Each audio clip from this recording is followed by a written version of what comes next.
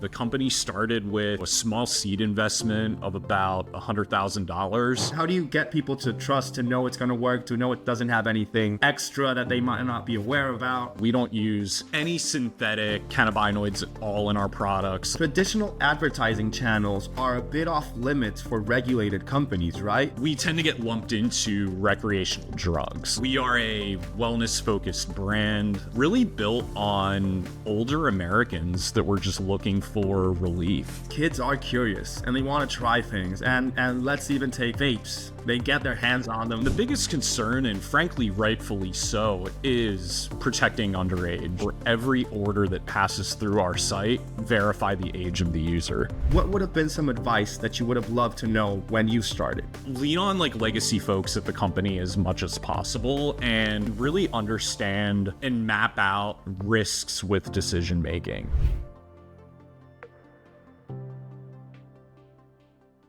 Hey everybody, and thank you for listening. My name is Andres Figueira, and I'll be your podcast host for the day.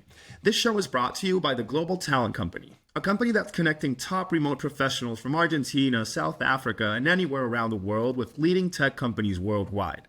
So if your team is looking to hire world-class South American or South African talent, just head on over to theglobaltalent.co and see how we can help. And today, with me here, I'm speaking with Neil Prendergast, the Director of Growth Marketing at Cornbread Hemp, a company that is in the process of creating the most and best quality CBD and THC products in the market. Is that correct, Neil? Well said. Yeah, there's definitely a little bit of behind the scenes magic and some process stuff that goes into that, but at a high level, that was spot on. Amazing. And Neil, just so that we can put the audience a bit more in context, would you be able to give us the background of what Cornbread Hemp is, what you specifically do there, and the story it has behind it? Absolutely. So Cornbread Hemp is, I would say, one of the newer entrants into the fast-growing hemp consumer space in the U.S. So Cornbread was founded back in 2019 and founded in Louisville, Kentucky by two cousins, so a family-owned business, Jim Higdon and Eric Zipperly. Very interesting founding story. So, obviously 2018, we had the Farm Appropriations Bill that passed and essentially allowed for brands like us to operate. So, Okay. We're allowed to cultivate and grow hemp. We're allowed to, extract cannabinoids from the product and put it into, oils, tinctures, topicals, gummies, all of the products that you find on Cornbread's website, so long as they don't exceed 0.3% THC by dry weight. So when the pandemic happened in 2019, 2020, Jim, who has a background in journalism and was covering, a wide variety of issues related to cannabis, from, things happening in DC, deregulation, and decided to move back to Louisville and write a book called The Cornbread Mafia. Now, Jim's family and Eric's family are both from a very rural part of Kentucky. But in the, 80s, 90s, there was a group of farmers based in Kentucky that got busted with, I think it was at least over somewhere close to a ton. I don't know the exact amount of cannabis. Okay. And yeah, it was a really interesting story for Jim to kind of go back and do journalism and research on to write this book, but it really opened up the history buff, I would say, in Jim, and the fact that, wow, the state of Kentucky has a very rich and very deep history of hemp cultivation that goes back almost 250 years. Oh my goodness. Okay. Eric at the time was working in Nashville as an accountant, also did the same thing, decided to go back to Kentucky. And then Cornbread Hemp was born. The company started with, a small seed investment of about $100,000 and grew from, tiny company with a small subset of products to essentially a 50 million D2C e-commerce business this year, with products that, again, expand from gummies, oils, tinctures, topicals, and now beverages. So that's been our newest entrant into the product space that we launched back in April. But yeah, it's been a fun and wild journey. And I think the things that really set us apart are the approach on advocacy. I think number one, in terms of, being on the forefront of conversations happening at the state and federal level, both on hemp and cannabis policy, but also, tying it back to like agricultural and roots of farming in Kentucky. We are one of the only businesses that are fully like vertically integrated in our space, with the exception of beverages now, because we have to use a canner to, bottle and process. But pre-beverage, everything from our plant genetics to farming to extraction to product manufacturing is all done in-house at our facility in Louisville. Wow, that's amazing, man. And this story is crazy because I feel like it just started with this whole green rush of the cannabis being accepted broadly around the world. And with the pandemic, like here in Argentina, it's been medicinalized not so long ago, about 3 to 4 years ago. And you can start seeing in the market the same thing. Like there are places that are selling high quality cannabis and gummies and CBD oils and tinctures. It's crazy. And I would love to know, Neil, how are you able, with such a controlled substance and with these products being a bit different to what people are used to know from the hemp industry, how do you build consumer trust with, let's say you guys brought this seltzer out, it's new, how do you get people to trust, to know it's going to work, to know it doesn't have anything extra that they might not be aware about?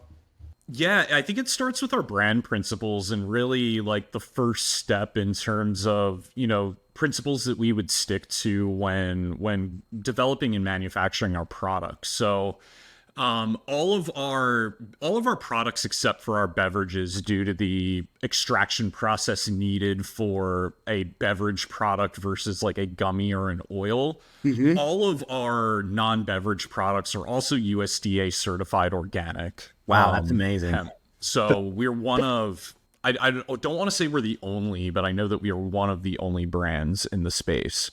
We also do we make our extracts much differently than a lot of other brands do. So if you are familiar with our vertical, you hear certain terms that are floated around a lot. You hear whole plant, or you hear flower only, and also broad spectrum versus full spectrum. So we are a flower only, full spectrum hemp and CBD brand. So what does that mean? That means that rather than, when it comes to cultivation, just chopping our plants at the root and throwing all of that into a chipper, refining that down into pellets, we actually remove all of the hemp flowers from our plants. So we rid the stalks, the sticks, the stems, everything. So we are only processing the flower, which is the part of the plant that is most rich in terms of the ingredient and material that consumers want in a premium product. So what does that mean? You're getting the broad spectrum of terpenes and cannabinoids, etc., and you're getting both CBD and THC as part of that extract. So you're getting a little bit more of a comprehensive range of benefits than if you were going with a like whole plant CBD only product that requires more processing to actually build that extract. Of course, because you gotta separate the THC and the CBD, of course. Exactly. So you end up with something that has, a better taste, something that is a little bit more pure, on top of the fact that, we don't use any synthetics at all.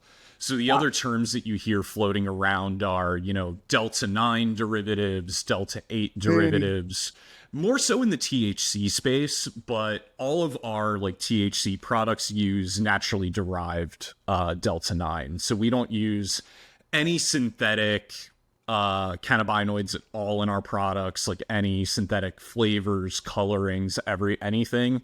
It's all natural in our products.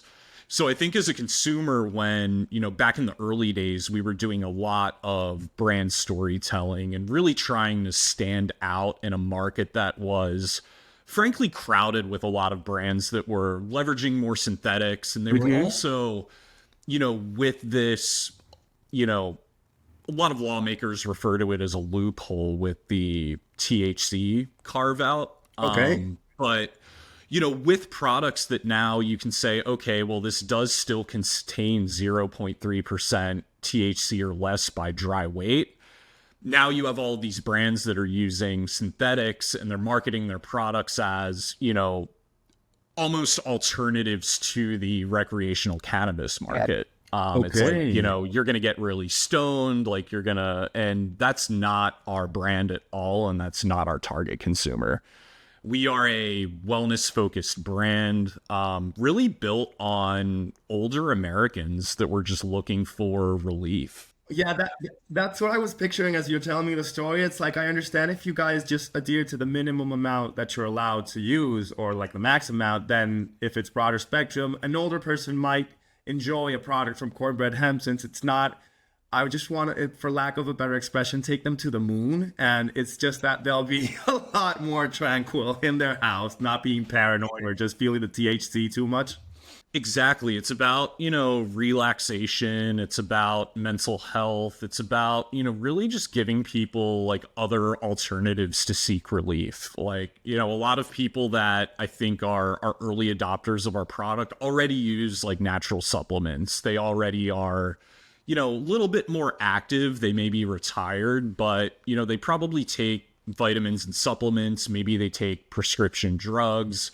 And they're just looking for ways to like enhance their wellness routine, or maybe wind off of, some of the pharmaceuticals that they may be taking to help find relief with various issues. Of course. And Neil, my understanding, because, well, I'm in Argentina, so I'm not that sure, but I believe traditional advertising channels are a bit off limits for regulated companies, right? Like, for you guys to market your own product, you got to use a bit more of an alternative rather than just normal commercials on primetime television, right? Absolutely. So really and it's an interesting question, Andres, because, really where we get lumped in with a lot of traditional marketing and advertising channels, specifically for online and D2C brands like Meta or Google, for example, they have policies around CBD and hemp products, but oftentimes for brands like us, especially that sell products other than topicals, we tend to get lumped into recreational drugs because there's a real... And this isn't to, knock the advertising industry at all. Like it's very confusing even, for the average layman to understand some of the differences between, what are the federal laws and regulations around cannabis and what are the federal laws and regulations around hemp derived products. Exactly. So yeah, that's to say we've had to get pretty creative in terms of how we've been able to grow our business. Fortunately, we found some avenues to be able to advertise on traditional channels like Google and Meta. Although we, occasionally run into some headwinds there. But really where, we've been growing our business, I would say, is on some of these newer channels, that really, I think, capture where a lot of consumers, regardless of age at this point, are consuming media. And when we look at, our traffic and the proportions between like desktop, tablet, and mobile, increasingly our customers are viewing our site and shopping in a more mobile environment. And advertising in native mobile spaces has been, at least in the last, I would say, 12 months, one of our biggest unlocks for us. So we work with a service called AppLovin that does native advertising, video, static placements in games like Candy Crush, like other freemium mobile Okay. applications. Yeah, and if your audience is a bit older and you put it in Candy Crush, that must be like a beautiful formula. I'm just thinking of You my know mom what? and my aunts. Funny enough you mentioned that, it is. So we, when we launched, I thought like, okay, this is going to be like a really cool opportunity to maybe position our products in front of people more our age, right? Like mid 30s, like into 40s. And most of our users that we've acquired here have still been older Americans. And my mom called me about a week after we launched on AppLovin, and she's like, "Hey, I'm playing this paint with numbers game, and I just saw a cornbread ad." And I was like, "Well, it's We did it, working." guys. And yeah, it's been cool. Like it's really grown. I would say like it's the fastest channel that I've scaled at Cornbread, but also Okay. that I've like probably scaled in my career in terms of the amount of net new customers that we were bringing through our acquisition funnel, and really being able to acquire those cheaper than even, let's say, like a Meta or another paid channel. So it's been a really cool unlock. And for a brand in our vertical, the only thing that we need to do and keep mind of is having a disclaimer on our videos, like letting the person know, hey, this is a hemp derived product intended for users above the age of 21.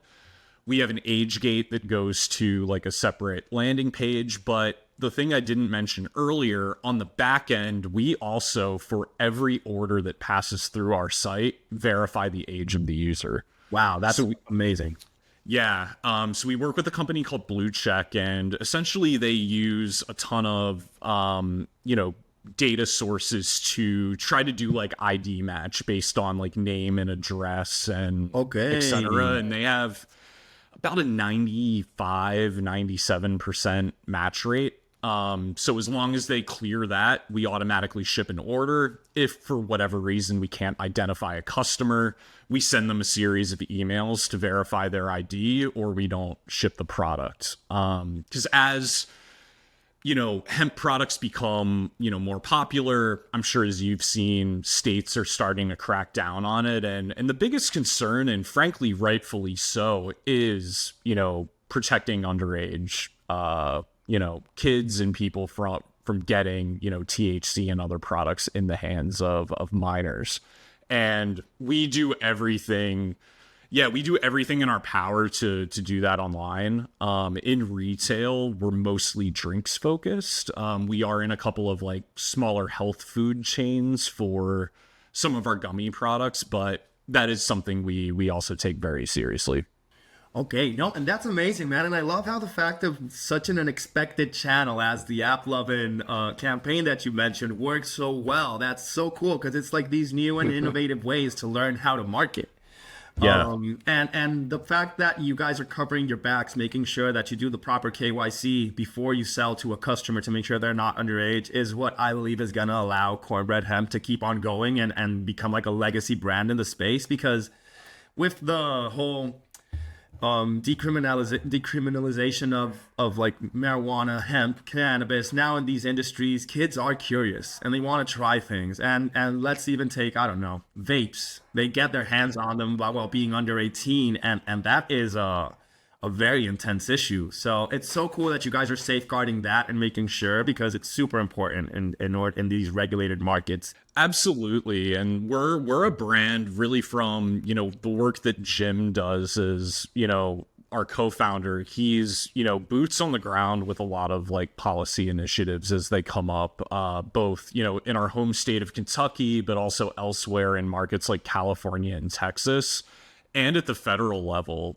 From a brand position, we want regulation, right? Like it's only going to help us grow in and do things right.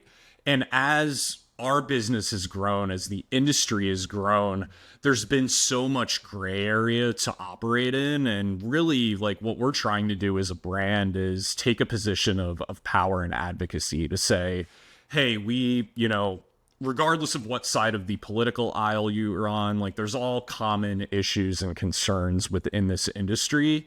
Let's come together and come up with ways that, we can align and solve for things that everyone wants. Because no one wants to see the industry go away, particularly Americans who can have access to these products. Like, it's an issue that most Americans support. But it's also key to, farmers in America, like other small businesses. Like, there's ways to protect consumers. There's a way to protect everyone's interests, but have common sense regulation. And that's really what we push for at Cornbread. That is so cool, man. That is beautiful because in all honesty, the regulations, some people or the more informal industries might not be so avid about it because they feel they might get like the short end of the stick once it's regulated. But if you get the proper framework to build a business on, that'll just avoid it being need to close down in the future if something goes wrong, or if they say, hey, this gray area is now, this is the limit, and you had passed it because it was gray before. Like, I feel it's something that really allows you guys to develop. So super cool. Yeah, we want to take the position to, face challenges and questions and concerns head on, rather than, what a lot of, I would say more so traditional tech startups do, where, it's let's break the rules now and ask for forgiveness and kind of kick the regulatory conversation down the road. Yeah, tech industry, given our industry, this one here's a bit more risky to do that. Exactly. So, and Neil, I love the fact of what you mentioned of the AppLovin, Candy Crush, the ads within the apps. Do you have an example or a story you could tell us of a channel that didn't work at all? Like, you say, hey, I thought this would be a good idea and I actually prefer to pivot because it's not panning out as we intended. There are a few. I think one that we've tested really in the last, I would say, the past 3 months has been Snapchat. Part of, the reason being like, hey, within reason and within certain messaging and creative guidelines, all of which we adhere to anyway, being a wellness brand, we were allowed to, get up and running on Snapchat. And for whatever reason, we just weren't seeing the down funnel conversion that we needed to see to justify the cost that we were putting in to acquire new customers. And I'm, not sure if it was, audience misalignment or what, because we were, going pretty broad, which is, what we like to do whenever we launch a new channel, and then refine our targeting down a bit. But yeah, we were running for, probably 2-3 months and just couldn't make it work. X has been another one that's been a little bit up and down for us. But I know they've gone through a lot of changes recently with their algorithm and certain creatives that are driving performance, much more interesting insights on video now. So that may be an area that we re-explore going into next year. Outside AppLovin, though, in terms of winners, funny enough that we're doing this on a podcast. Podcast has been probably my most surprising channel in terms of being able to drive that new customer acquisition and revenue performance at an efficient acquisition cost for us. Okay. No, and I imagine because it's like a very long ad that somebody listens because they want to, and you're explaining everything the brand does. So how can one not fall in love with what Cornbread represents if they're hearing this? Because it really is a super good way to inform the public that doesn't know anything about you guys. Very nice. Okay. And Neil, in terms of, you told me that like you guys are completely vertical. Is your team completely located in the States? Like, are you guys all in-house, or do you manage like a remote type of role within the company? Yeah, it's really interesting. So we are, I would say we're pretty flexible in terms of our working accommodations. So, because of prior to 2020, for example, I was living in New York City. I was still working at another company that had started remote, but had gone remote for their local employees due to the pandemic. And when I joined Cornbread, I was a fully remote employee. There was another growth manager that we had based out in Los Angeles. But we do have a large contingent of in-house employees that are based in Louisville. So we have a couple of folks in marketing that are based there. And then all of our like operations, product, fulfillment, like packaging, like so marketing's a little bit more spread out. Like I'm in Philadelphia. I have a colleague in Charlotte. I have another colleague out in Los Angeles, a colleague in Florida. So And I do imagine by the nature of the product, since it's such a hands-on thing you got to do, you have a lot of operational people that are there in Kentucky, like obviously.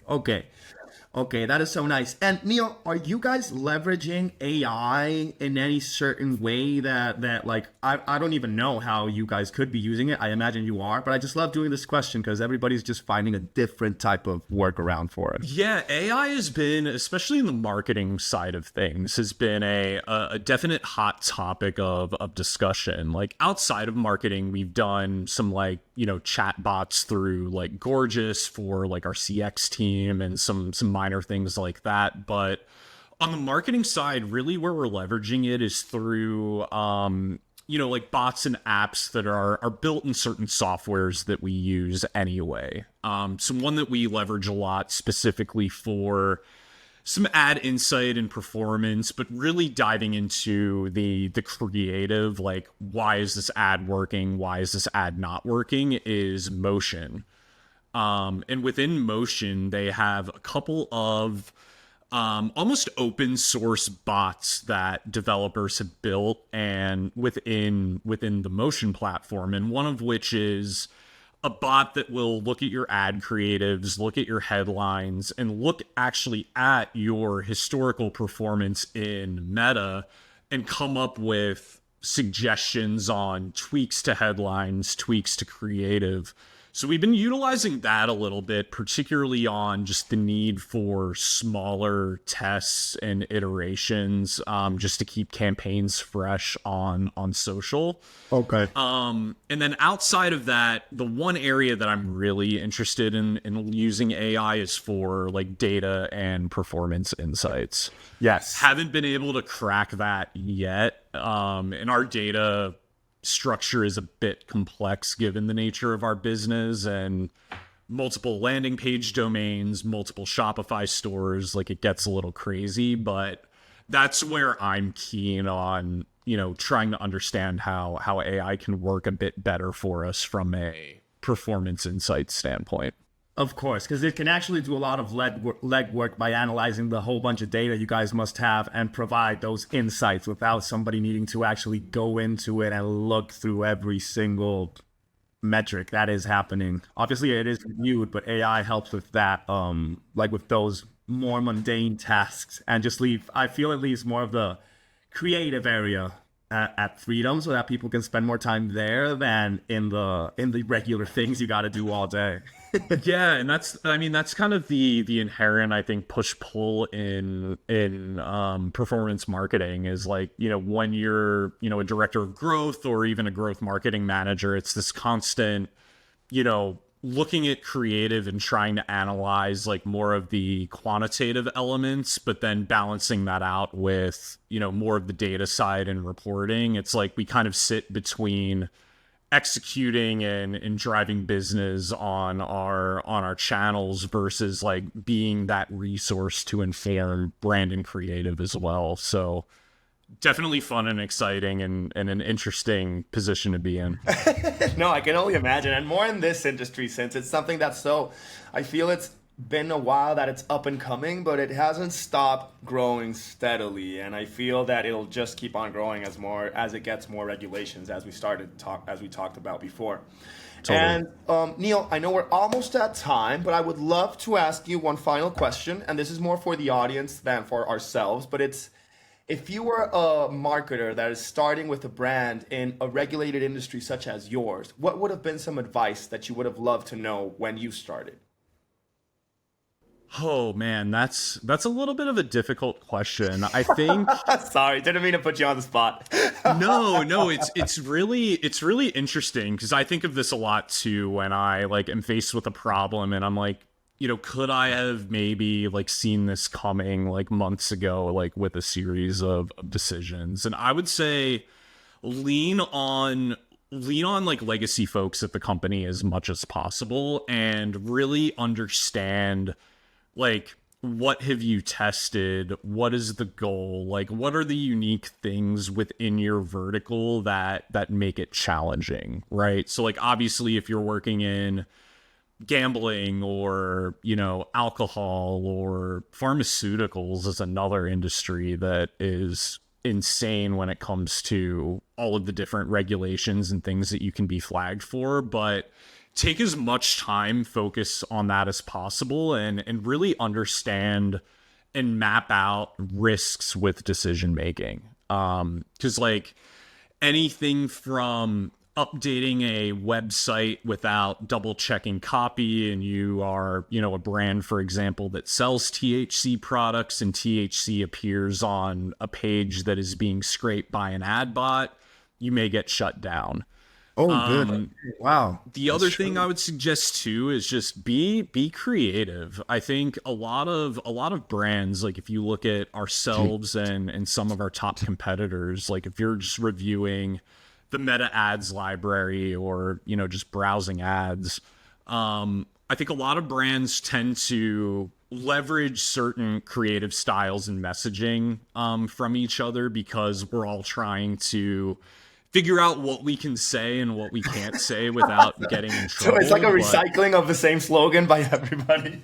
Not exactly. Like everyone puts their own like unique spin on it, but that's all to say, like, for us at Cornbread, like we have a couple of just key like brand and product tenets that we're always going to leverage, right? Like premium quality, third-party lab tested, USDA organic, and those are, different brand and product USPs that you can tell in your own brand voice, in a way that helps you, stand out a little bit from the market. And that's something that, you should be free to like test and learn. Like this is such an early vertical for advertising in digital spaces that I don't think that there really is like a winning formula. So it's about, finding quick wins and continuing to double down and iterate on things until they don't work and then move on to something else. Okay. I love that. I love that. And then for anybody who heard from the audience, let's just make sure that we do evaluate the risks of everything we do so that we can minimize those.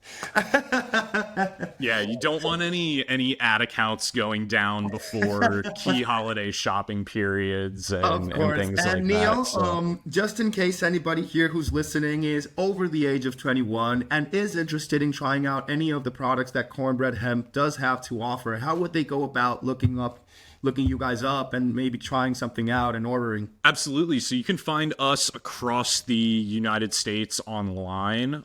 We are also in select retailers, particularly if you're in the like Kentucky, DMA, and bordering states. You can find some of our beverages at Total Wine and a couple of other locations, but easiest, hassle-free way to find us is at cornbreadhemp.com.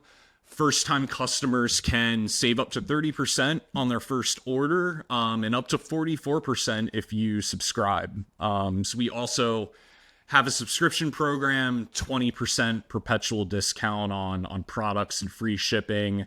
You can get stuff delivered bi-weekly, monthly, at your convenience. That is so cool, man. I'll let my friends in Florida who live there know so that they can try the Cornbread Hemp products out.